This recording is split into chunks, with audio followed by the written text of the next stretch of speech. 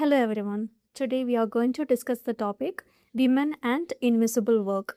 Before we begin this topic, let me ask you something. Who works the hardest in your family? Many of you will immediately think of your father because he goes to work every day and earns money. But what about your mother? If she spends the entire day caring for the family and managing the household, why doesn't she come to your mind when we think of work? The answer is simple. When we hear the word work, we usually think of professions like medicine, engineering, teaching, banking, or software jobs. But there is another kind of work that is equally essential for the survival of every family. The only difference is that it is unpaid. It happens inside the home. Because there is no salary attached to it, society often ignores it. This is what we call invisible work. Now let us think about everything an average mother does every single day. If she performed each of these roles as a profession, how much would the family have to pay? Let us see. She is the cook, preparing meals for the entire family every single day.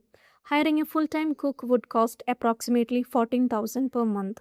She is the cleaner, keeping the house clean and organized. Hiring a housekeeper would cost 12,000.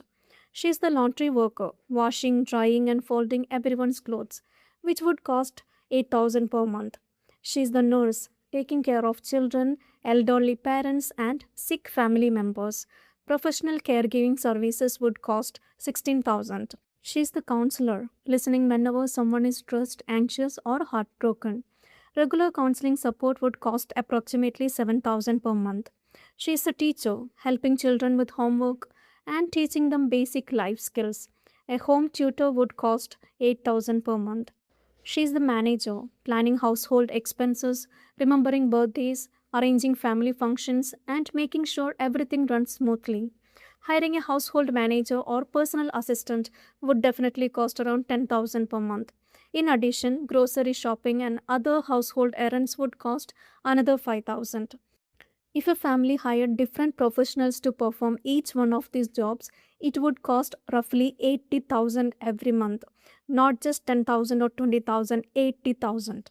And this is not the salary of a housemaker, it is the approximate cost of replacing all the services she provides. Your mother performs all these jobs without salary, without weekly holidays, without retirement, without promotions or appreciation. And after doing all this work, how is she introduced? My mother doesn't work. She's just a housewife. Think about how unfair and cruel that sentence is. Someone who works from morning till night is described as someone who doesn't even work. The problem here is our attitude. If there is no paycheck attached to a task, society often refuses to recognize it as real work. This is why unpaid tasks such as household chores, caregiving, and emotional support, despite requiring significant amount of time, effort, and skill, are often devalued and discredited. Let me explain this in a different way. Imagine someone asks you to design a household robot, a robot that can cook different dishes, wash clothes, clean the house, take care of elderly people, help children with homework, recognize emotions, handle unexpected situations, remember groceries, organize family schedules, make thousands of decisions every day. Can a simple machine do all this? Definitely no.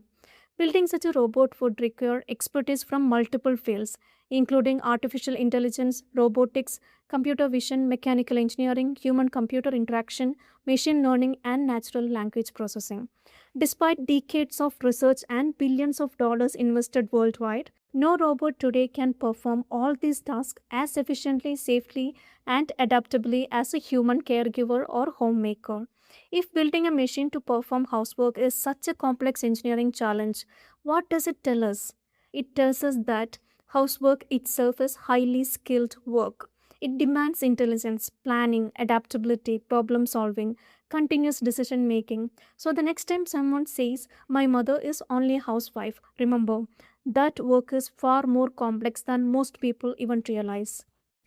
Invisible work is not just physical work, it also includes something called emotional labor. This means constantly carrying the emotional responsibility of the family, comforting an anxious child, supporting someone who had a bad day, remembering birthdays and family celebrations, resolving conflicts between family members, checking whether everyone has eaten, making sure everyone is emotionally okay.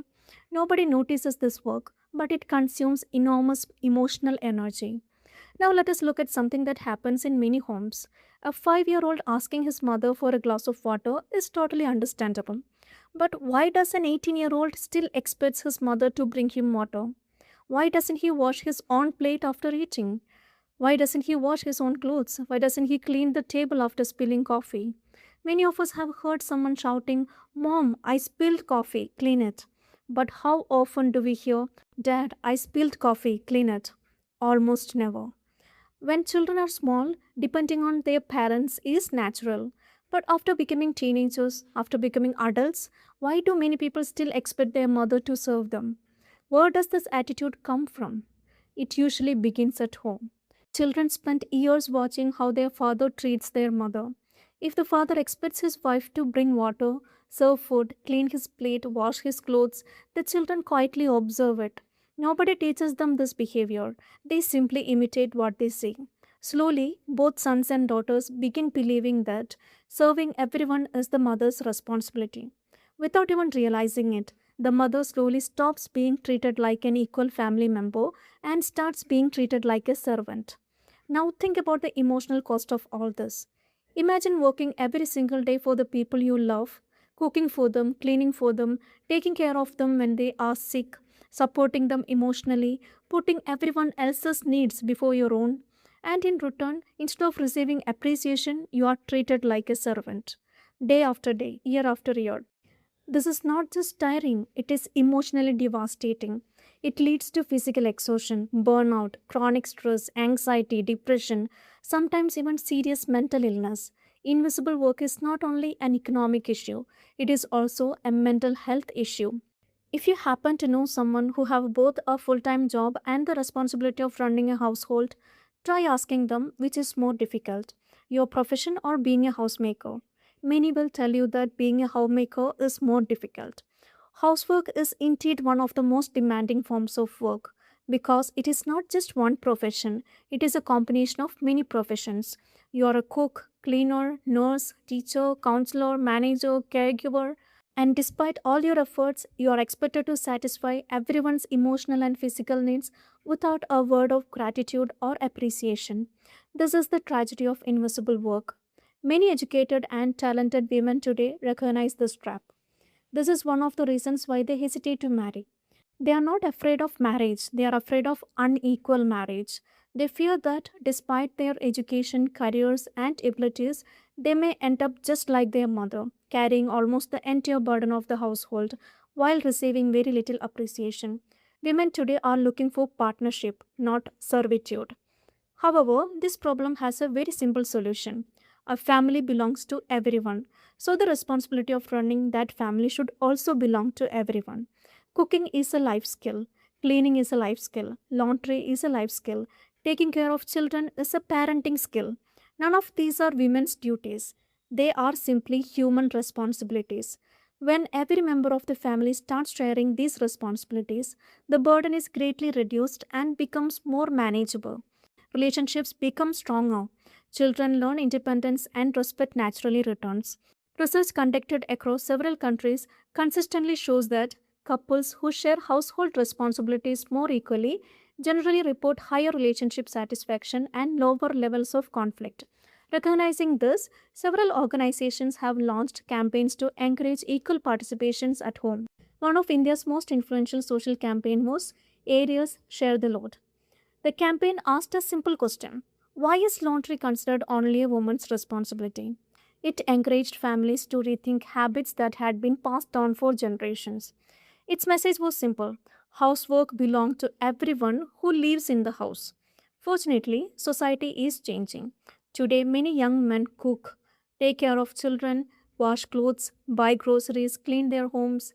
Similarly, more women are contributing financially through professional careers. Responsibilities are slowly becoming shared, and that is exactly how a healthy family should function.